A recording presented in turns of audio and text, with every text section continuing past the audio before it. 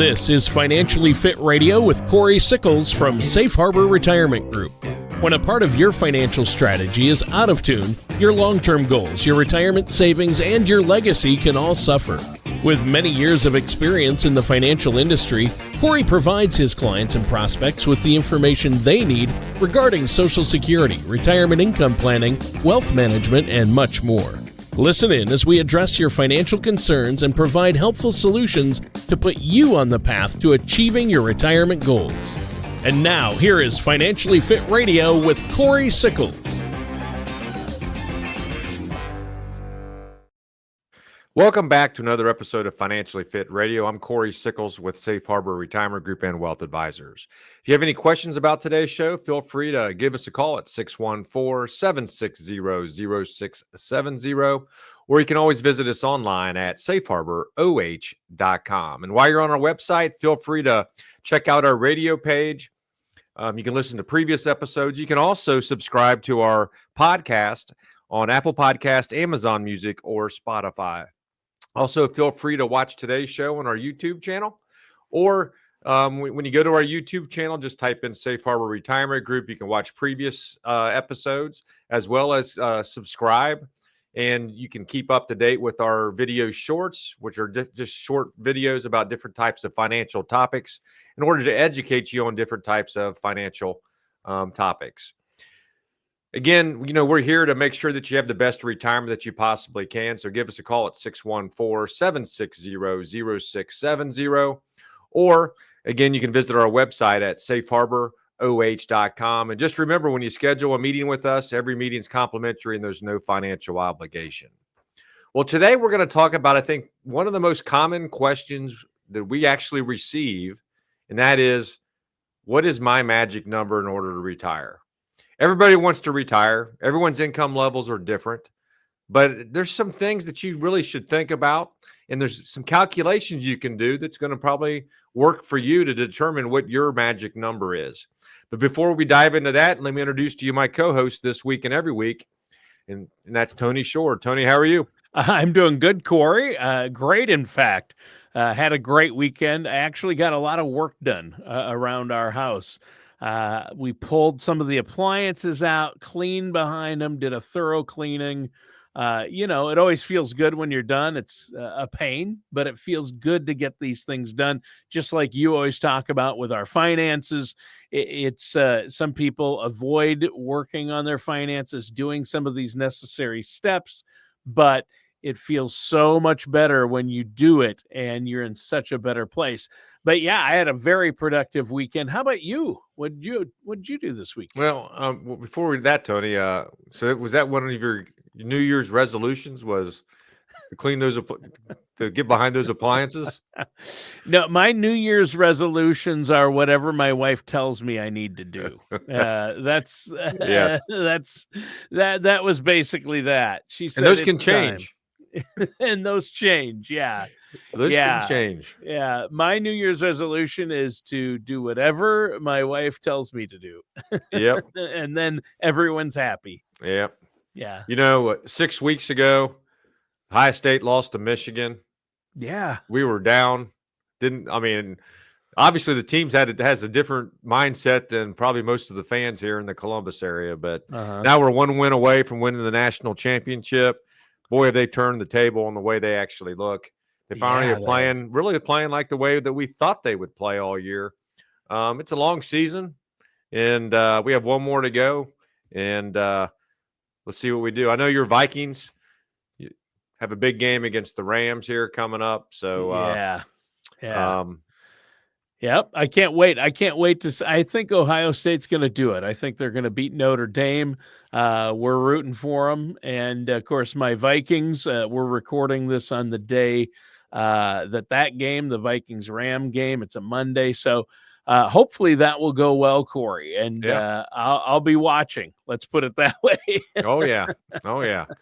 So, besides that, I mainly stayed inside this weekend. We got a little bit of snow. Yeah. Wife and I did a little trip out to Easton. We did a little bar, I guess you could say a bar crawl. Oh, Just hit a few different places, had a good fun. time. Yeah. Um, it's hard to believe that it does so well, but I'm talking about with Easton being outside shops and all that type stuff. It was a Yeah. little chilly to walk around there during the winter, but it was fun. We had a good time. Yeah, people Um, still get out there, and they that's a do, nice area. they Yeah. do. Yeah. Yeah, yeah. So yeah, we had a good time. So Yeah. It's good. I'll see you, I guess, later this week. We have the Gradient Summit, which is That's gonna kind of be a huge. kickoff for the next year. It's always good to go down. I participate in a roundtable with other advisors there, and it's always good to be able to bounce other. Well, usually you guys ask us questions, and we kind of collaborate and come up with how we do things or best ideas. But it's always good to be able to sit down with other advisors to see how they actually do stuff, especially the nice part about it is we're even though we're in different even though we're advisors, and at the end of the day you can say we kind of compete, we really don't compete. Right.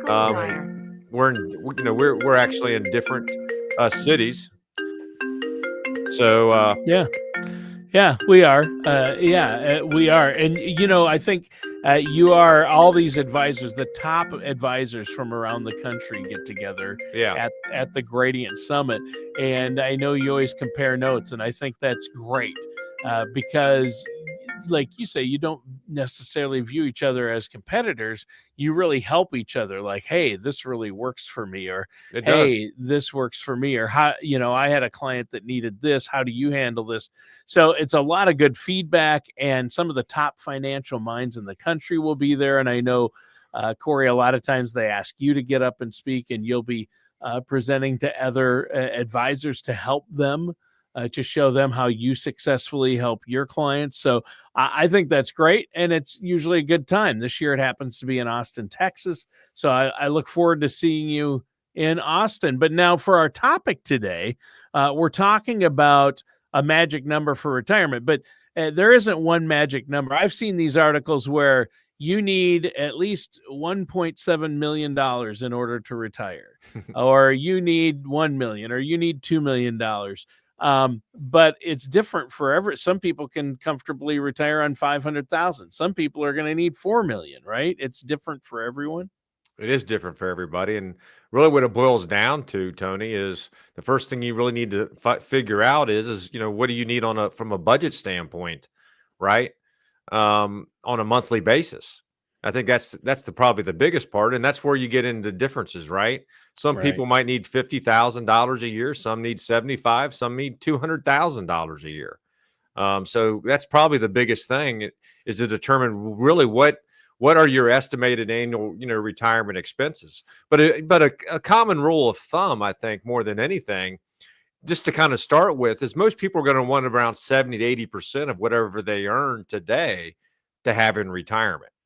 So if Right. you're earning, say, $100,000 a year, really what we're saying is now your target income is probably going to be around 70 to 80% of that, or 70 to $80,000. And that's probably going to be able to have maintained the lifestyle that you currently have while you're working. But again, everyone's different. That's why we kind of go through that process, and we work with clients to determine what is their true magic number. Now, with that being said, Tony, there's a few things that we have to kind of think about for that, right? I think the one thing that people always forget, and this is where having a retirement savings account is very important. And that is you always have to account for inflation. And Right. I think over the last couple years, I think people have realized how big of an impact inflation really has on your spending, or actually on your living. I guess you could really say is really it's the impact on your living. Because everything went through the roof over the last couple of years with groceries, and even though that you might have been on Social Security receiving an 8% increase, that might not have still been able to keep up with that. But the whole point of it is, if you went at $50,000 today, it's going to have to be over $75,000 around 15 years from now, with a 2 or 3% inflation added onto that on an annual basis. So when you start thinking about on how you're going to have the retirement that you want, you have to also make sure that your income is going to be increasing as you age to keep up with costs. Yeah. Yeah, that's true. And so calculating all this and figuring all this out can be confusing for some people. And that's where you come in. But you want to estimate your annual retirement expenses, figure out what you're living on now, look at what you're going to need in retirement. And look at inflation. Inflation's been a big one, and that's been a huge concern for retirees. But I know your clients that you work with are prepared because you build that into their written plan, and that calculation is always considered, isn't it? It is always considered, Tony. And again, everyone's situation's different. But let's kind of go over, let's start with an example. And before we kind of dive into maybe some of the other things you should really think about. But let's just say, let's just on a high level, let's just say you want to make $60,000 a year. We'll just Okay. say that in retirement, right? And let's just say just for simplicity purposes, your Social Security on an annual basis is $20,000, and you don't have a pension, you don't have rental income, you don't have any other type of annuities. All you have is basically savings, right? So if you need to make $60,000, you're making 20, then you have what we call an income gap of $40,000. Yep. And where's that $40,000 going to come from? It's going to come from your investments. You're from your retirement savings that you've actually done, over your lifetime. Now, let's just say you want to let's just say you're 70 years old when you're 65 years old, and you want to retire, and you think that, I want to, I want to be able to have 25 years in retirement. That's going to put you at age 90, right?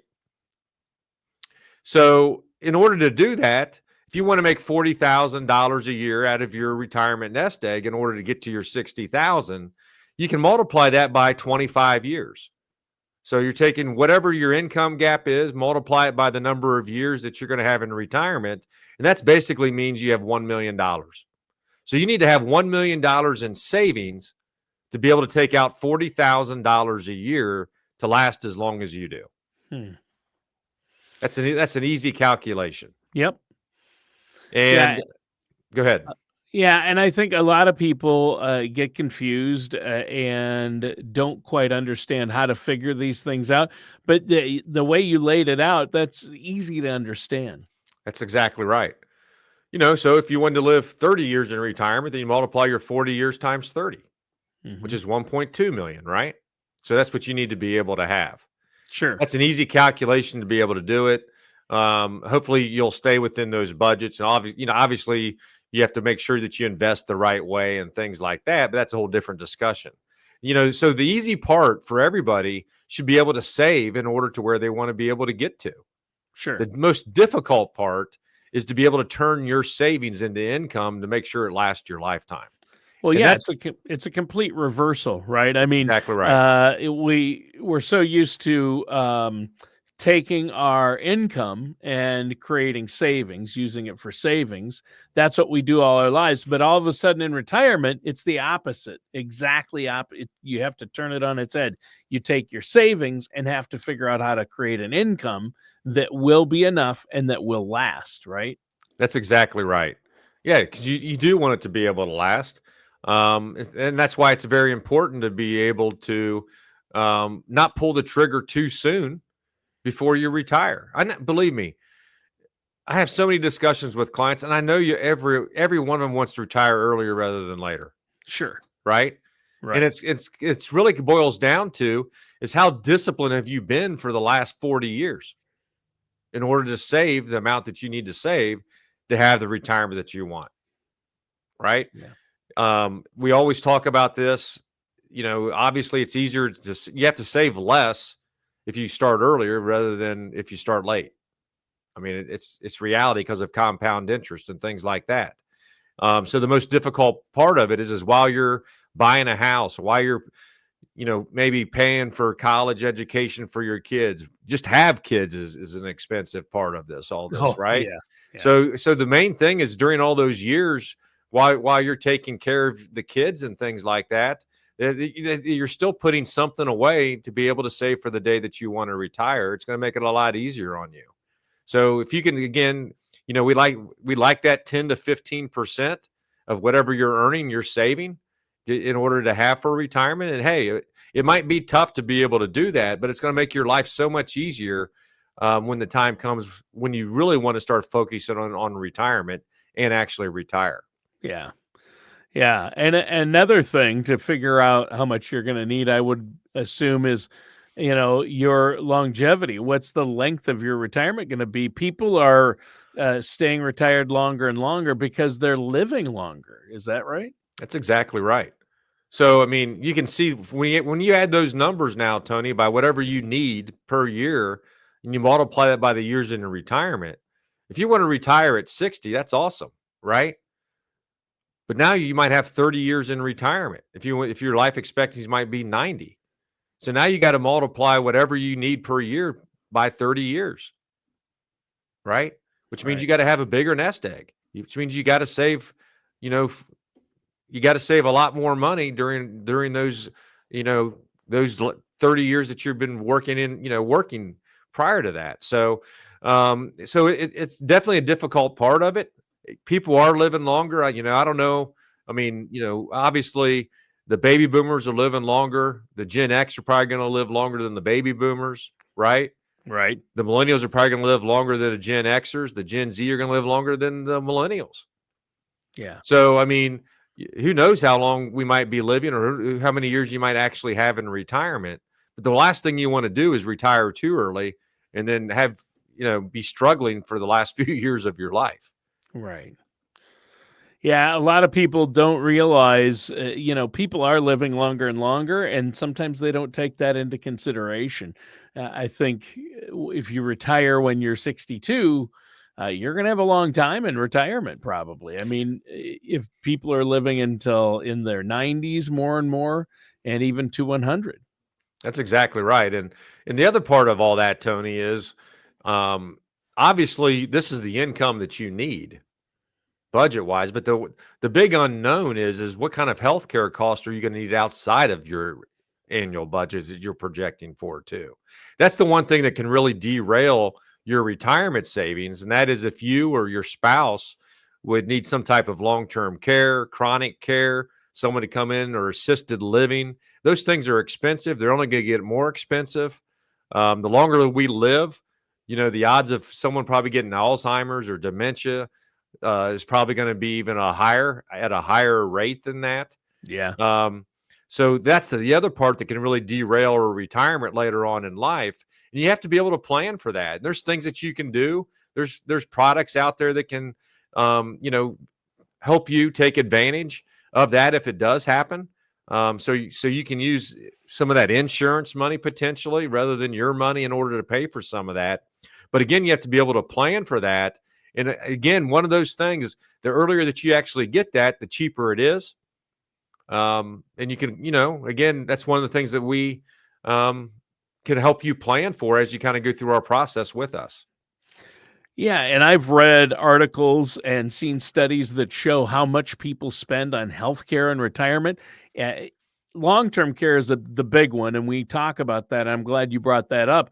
But just putting long-term care aside, which is outrageously expensive, just healthcare costs in retirement are going to add up. People, even with Medicare, you still have premiums, monthly premiums to pay, deductibles, co-pays, and you still have out-of-pocket expenses. So healthcare is something you need to plan for, those costs. And I know that's something you work into your plan as well, right? It is. I mean, whether you're paying prescriptions, whether you're on an Advantage plan or whether you're on a regular supplement type of plan, obviously that has a big impact. You pay now or you pay later. I mean, that's the easiest way to be able to say that. But obviously, it's something that you have to be concerned about because healthcare costs are just going to keep going up. Yeah. Your Medicare Part B went up higher than what you actually received on your Social Security this year. So that's going to keep going up as you kind of go through retirement as well. And their premiums go up every year, just like you just mentioned. So you have to make sure that your income is going to be able to grow as you go through retirement. That's why it's so important to factor in, we can say inflation, but everything goes up every year, and Right. they don't go back down, right? So I think a lot of people were thinking, well, I think groceries are going to go down now, right? Groceries aren't going back down. They might increase at a slower rate, but they're going to keep going up. Yeah. Once you have a price on a product, they're not going back the other way.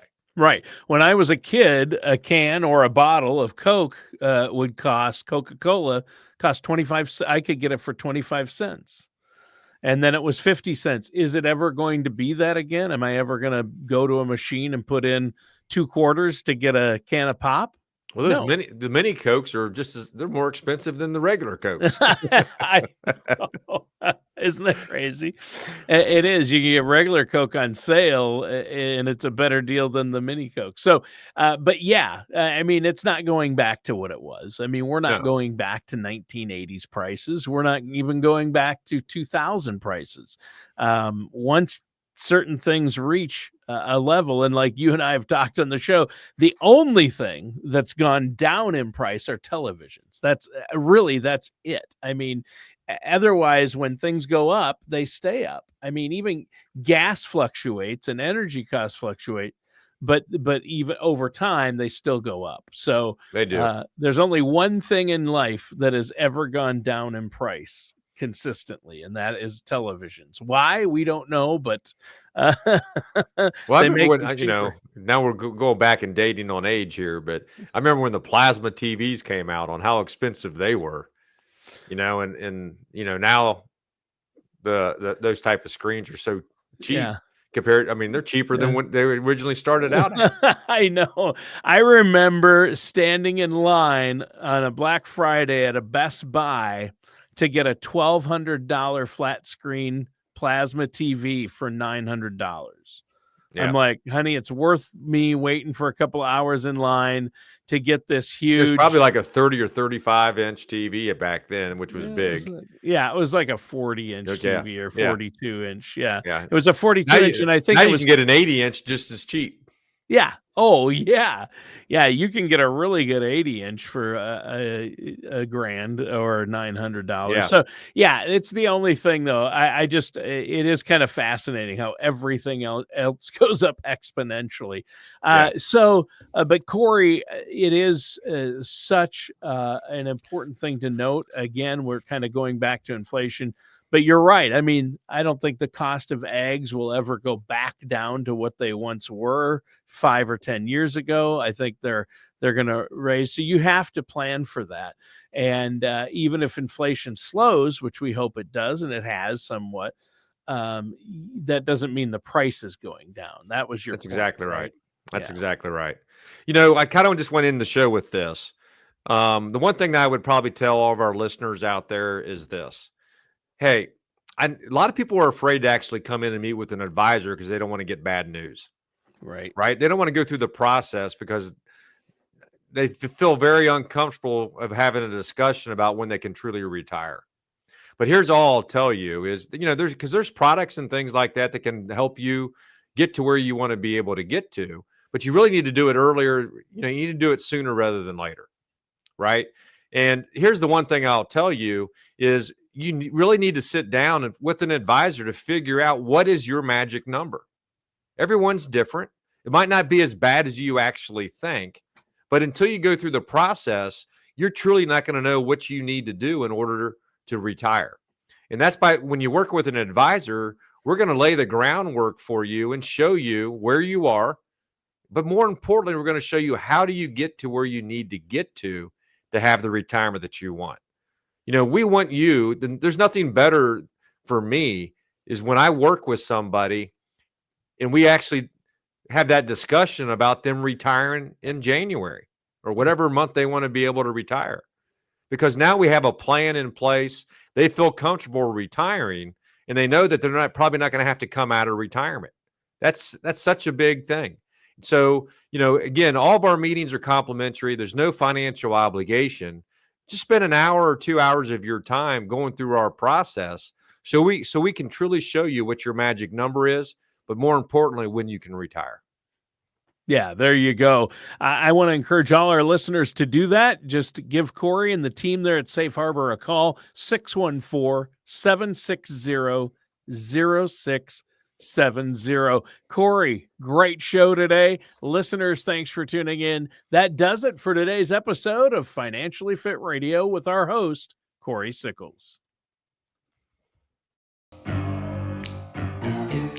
Thank you for listening to Financially Fit Radio. Don't pay too much for taxes or retire without a sound income plan. For more information, contact Cory Sickles at Safe Harbor Retirement Group. Call 614-760-0670 or visit their website at financiallyfitoh.com. All matters discussed during the show are for informational purposes only. Each individual situation may vary, and the opinions expressed here may not apply to everyone. Materials presented are believed to be from reliable sources, and no representations can be made as to its accuracy. All ideas and information should be discussed in detail with one of our qualified representatives prior to implementation. We are not affiliated with or endorsed by the Social Security Administration, the Federal Medicare Program, or any other government agency. Calling this number will direct you to a licensed sales agent.